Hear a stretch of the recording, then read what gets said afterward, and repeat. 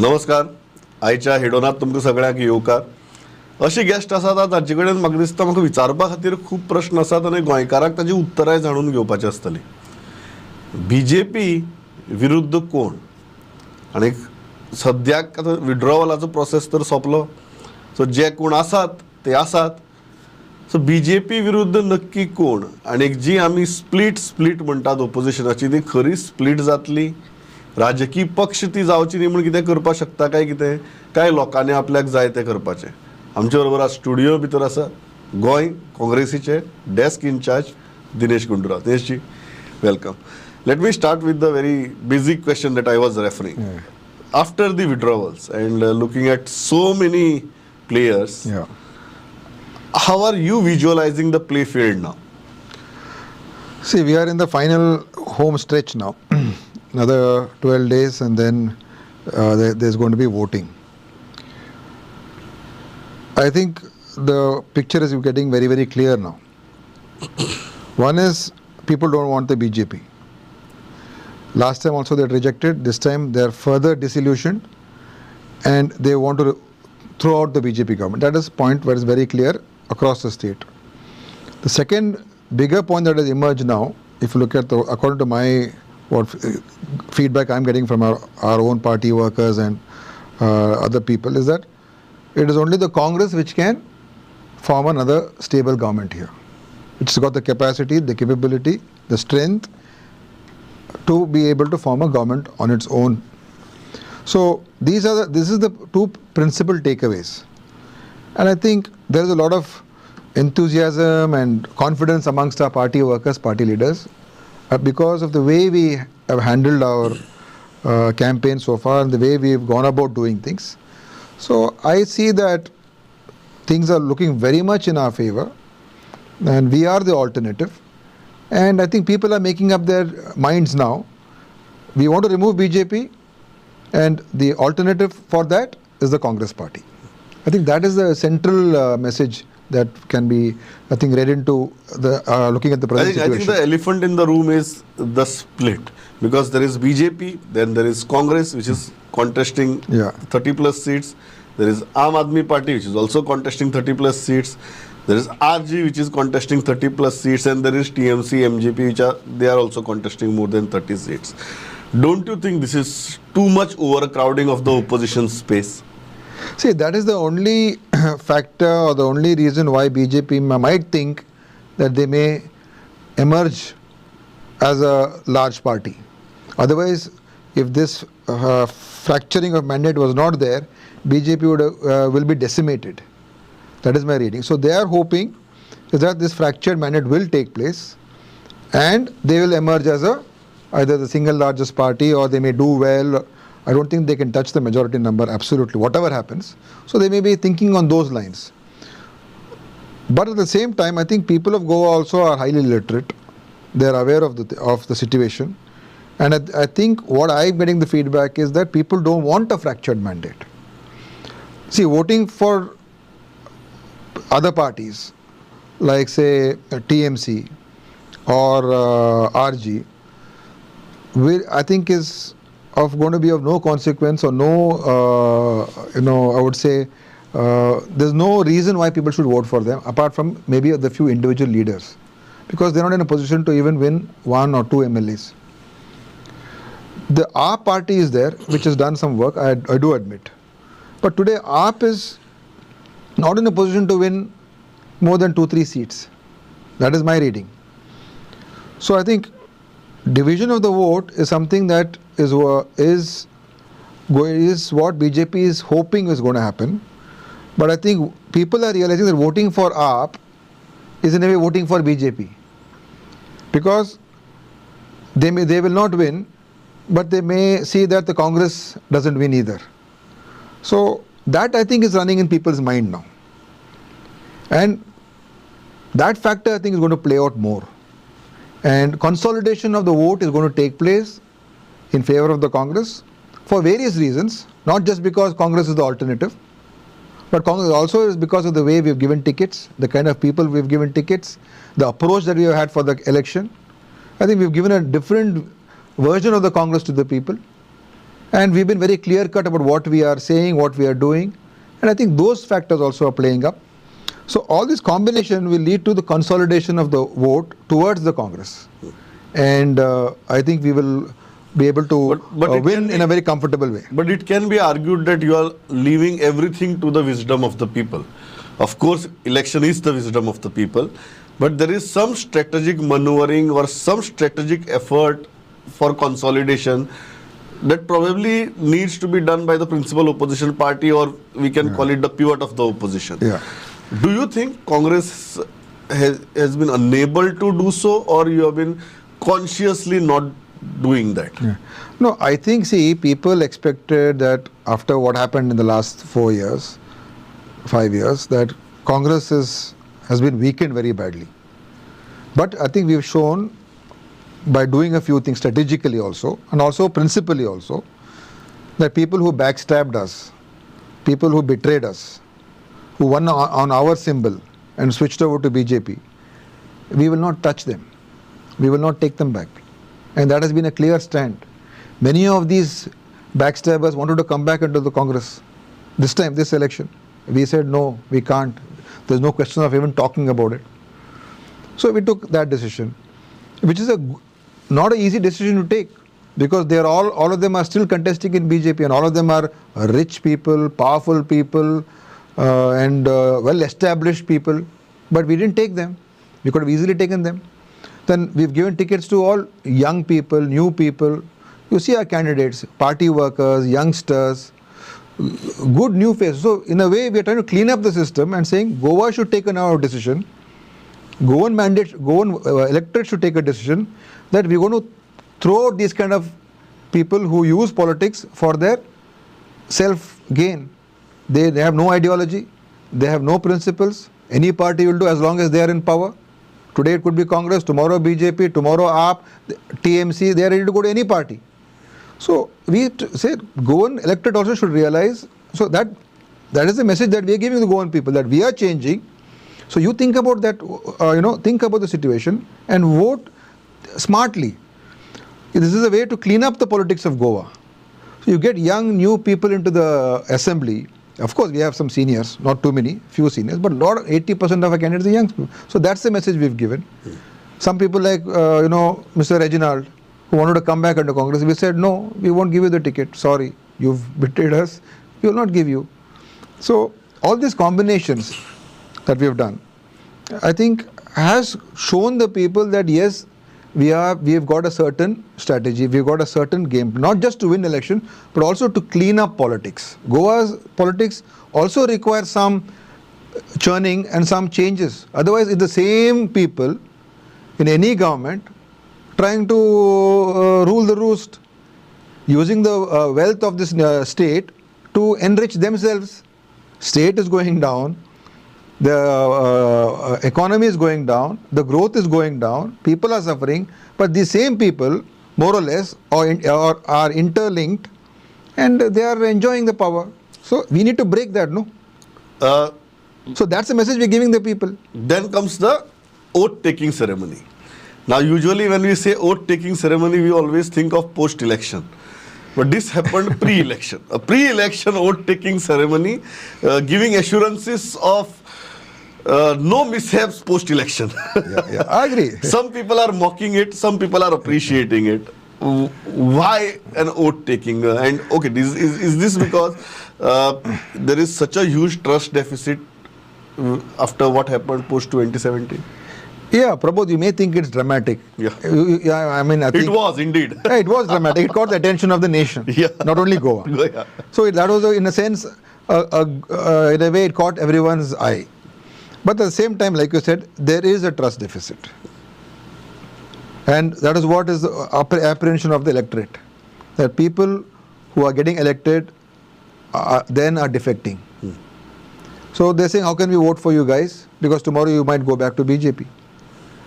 So this is, I think, in a way, a social way, a moral way of telling people, all these candidates, and it was not, frankly speaking, it wasn't planned.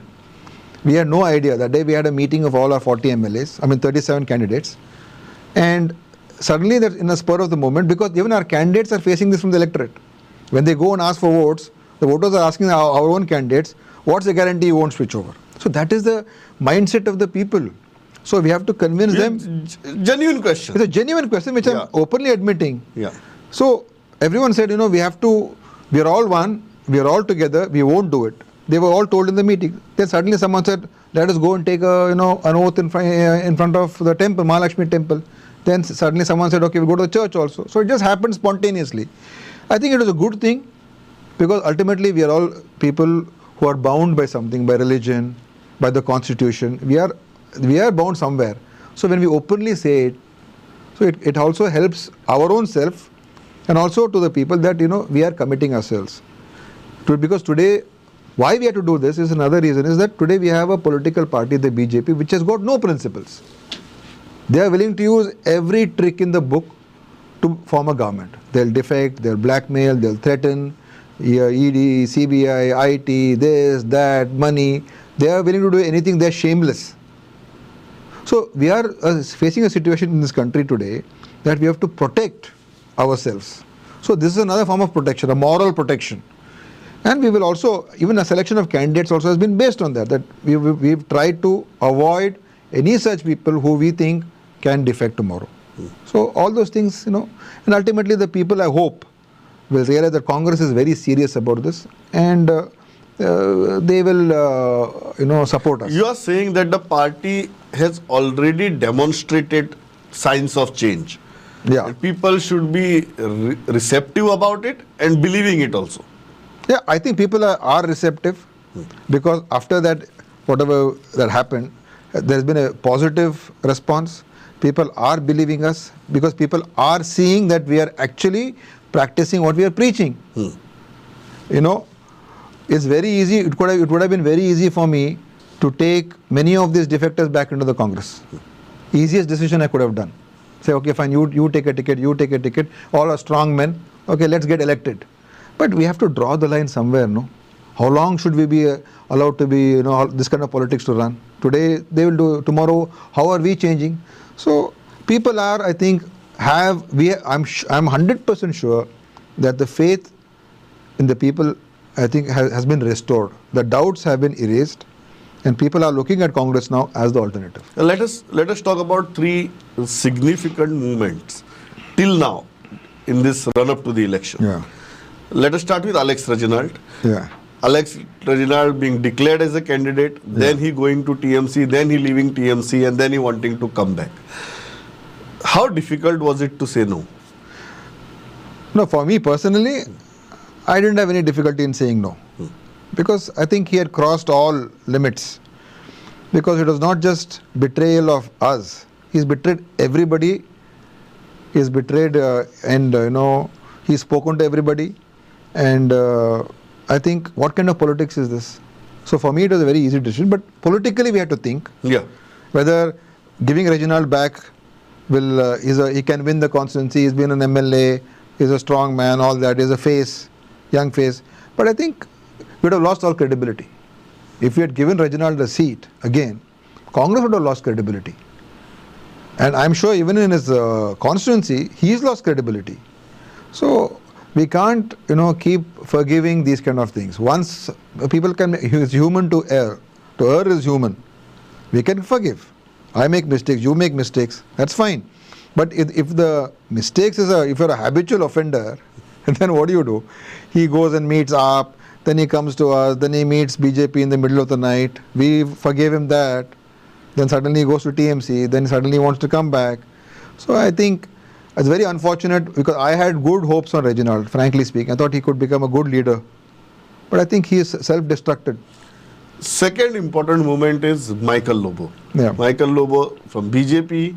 I think our first big joining from BJP to Congress. Yeah. After a long time, I think everybody, even when we are typing it in the newsroom, must have felt different. That suddenly we are typing that BJP to Congress rather than Congress to BJP. Yeah. How significant was that moment? And now, almost a month down the line, how are you seeing the progress of the decision?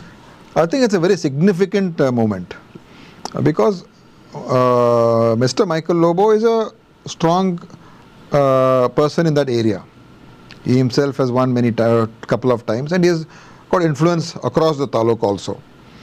And to leave, like you said, BJP, in today's BJP, this vindictive BJP, which goes after people, which hounds people, which threatens people, is not an easy decision to make. And I think Mr. Michael Lobo, to take the decision, I think he took a bold decision because he was unhappy with the BJP and he was looking for an alternative, and he knew that the Congress was doing well. So I think he took a decision which, in today's circumstances, I would say was a bold decision, and that has helped the Congress also. And I think he has added strength to us, and it's a significant decision, which I think has also, in a way, created a buzz in the whole state. Yeah. Congress also made an exception when it came to Michael and Delilah Lobo. Yeah. Giving 2 tickets in one family. Yeah. Was that a conscious decision, political decision, that winnability decision, or it was a pre-agreement? See, there were 2 reasons. Normally, we speak about family Raj, all that is there. But I think here the difference was, one was, in that constituency, Congress has not won in the last many decades. So it's not that we had a strong winning seat there. Secondly, she was working in that constituency already for many months, and she had developed a rapport with the people, and even our own people said that she is in a good position to be able to win that seat. So for us, a seat which we normally would not have taken into our account would have been left out. Okay, that was suddenly in your grasp. Was suddenly back in our grasp. And Mr. Michael coming in was a political decision. So it's not a defection. It is not for any power. He is not coming to Congress. He is taking on the might of BJP nationally and in the state. So, he's taken a political risk. So I think, looking at that whole situation, we said that, okay, fine, we will make an exception for this. Otherwise, nowhere else we have provided any other family member any ticket. Yeah. The third significant movement is Pratap Singh Rane deciding to opt out. How do you view that decision, and how significant and damaging it for the Congress? See, I would not say it's damaging to us. Of course, it is. He's a tall leader, been MLA for nearly 50 years. He would have been 50 maybe in the next month. Unfortunately, he won't be able to celebrate it as an MLA. And he was nominated by the Congress after he and his family said that he's going to contest. And then repeatedly he was saying that he is going to contest. BJP did some few things to divert his attention. His own son spoke against him. So I don't think he is opted out. I feel he has been forced to opt out. And I think it's not a good end for Mr. Rane in that sense, because he wanted to contest. But I think their local internal family dynamics, I think he's been compelled or forced into not contesting. The next question is about the TMC and those tweets of yours, which I think sent shockwaves across. They are saying that they are in talks, then you are saying there are no talks at all. Then happened the Chidambaram interview, then the Pawan Verma response to it. What actually happened? Because they are saying the 2 principals were talking. For us, you are the desk in charge, Chidambaram is the election in charge, and you guys are saying there is nothing like that on the table. See, what is the meaning of talks? Suppose somebody just calls me and says that, shall we discuss these things? So if I just say, okay, fine, let me think about it, that is not a talk. And of course, whatever we do, we always ask our high command that certain people have approached us, and then what should we do? So to that level it was there, that's it. So that can't be termed as talks. Talks is, okay, we had a talks with Goa Forward. We finalized something with them. It worked, it became an alliance. If it had not worked, it would have broken. But that was talks. So there was no such talks here. And secondly, when there is absolutely no trust, then how do you talk, Because their approach has been so much inimical to the Congress. Their attitude, the way they spoke, and they were basically trying to poach Congress leaders, Congress workers. So if you take this attitude and then come and say, come on, let's shake hands now. Is it practical, feasible? How do you make friends with someone who is also at the same time, on one hand he's shaking your hand, on the other hand he's got a knife. You can't, no. It's not right. I mean, how do you do that? I'm not saying there should be 100% trust. Nobody trusts each other 100%. But there should be some element of trust. Unfortunately here, the bridges were burnt by them, by their approach. So I think then they try to make it into a big issue and they themselves try to hype it up a lot. And we said, there's nothing like this happened. Why are you making this a big issue? I have mentioned, Chidambaram ji mentioned, I mentioned, Mr. K.C. Venugopal himself had tweeted. So why are you making this a big issue when there was never even took off? So I think TMC, TMC as a party today has lost its credibility in Goa. I mean, totally it's gone. And I don't see them being a factor in this election. They may have cherry-picked few candidates. Maybe those candidates on their own strength may get some votes. But as TMC, it is in fact a negative if you're contesting on a TMC symbol, because you lose votes. That's the situation. Goa Forward. Now the alliance happened. And still there were some sticky aspects, still there were some controversial aspects, including the Sant Andres seat, which again the candidate went to TMC. What was the final thing? Now it has settled on 3 seats only. Is it that for the first time Congress pushed Goa Forward in a corner and made them accept what you wanted them to accept, rather than what they wanted from you? See, every alliance, we want less. In any alliance, nobody wants to give more, nobody wants to take less. That is the alliance. In Tamil Nadu, we just took 25 seats and we won 18 out of them. So we should also go by the ground realities. And I think Goa Forward, Mr. Vijay Sardesai, we were in talks, we discussed, there were some issues. And then ultimately, I think we've come to an amicable agreement. There's no rancor between us. There's no displeasure or ill will between us. We are an alliance. It is a pre-poll alliance. It is not a seat arrangement. It is not some understanding. It is an alliance. And we are together. So I think whatever it is, based on the realities of the constituency, decisions have been taken. And I feel they've taken 3 and they are doing well. I'm sure that in that 3, they can win at least 2 seats, That is my reading. And tomorrow is going to be a partner with us in the government. And there's a trust factor. Yes, there were some issues, I'm not denying, but they've been sorted out. You're saying there is that element of trust. That element of trust was always there. There were issues, but there I was would element say because of also the way he approached things.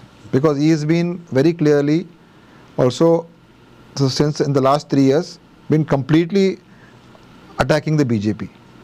Completely he's been taking them on in the assembly, outside the assembly. And he was not having a quiet underhand partnership with them. He was very vocal about it. So he had taken a very clear stand. Then he had taken a very clear stand that he wants an alliance with Congress. Since the last 1 year, he's been talking about it. We should all come together. We should all shake hands. So his intent has been clear. The modalities may have been, there may have been some issues. So I think to that extent, we trusted him. And I think today that has grown. Rohan joined you and you missed him. See, now in politics, things happen, Pramod. Certain people speak to you and say lots of things. Last time he was our candidate in the sense that we supported him.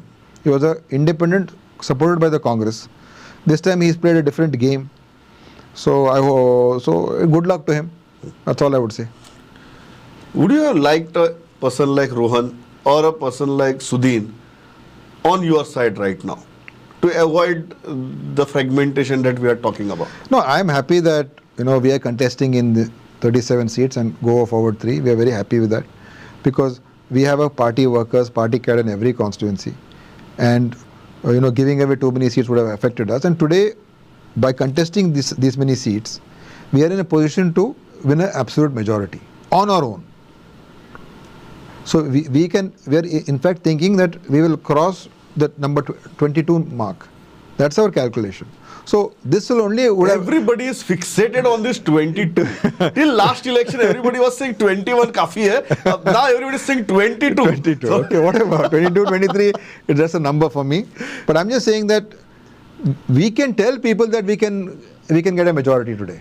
If I am contesting just 25 seats or 28 seats, and if I go tell people I'm going to win 21, nobody's going to believe me also. Because they say, oh, you know, how many seats are you contesting? So we are contesting maximum number of seats. And apart from 4 to 5 seats, frankly, I'm giving an assessment, apart from 5 seats, we are in the race in the rest of the constituencies to win. In the 37, in 30 to 32 seats, we are at the, either we're winning or we're in a winning position or fighting position that we can win, provided, you know, things play out well. So that confidence is there amongst not only in me, but amongst our whole cadre. So our cadre is energized, our party is energized today. And that is very important, because if I don't have the party workers enthusiastic, thinking that we can't win, then we can never win. Today our people think that we can win the election. So that, I think, is going to be the biggest factor for us. Last question. So it's a good thing in a way now that all those that you are things contesting more seats. we are contesting almost all seats, yeah. Last question. BJP has declared their CM face. Aam Aadmi Party has declared their CM face. Sudhin Davlikar yesterday told us that their alliance may also declare a CM face.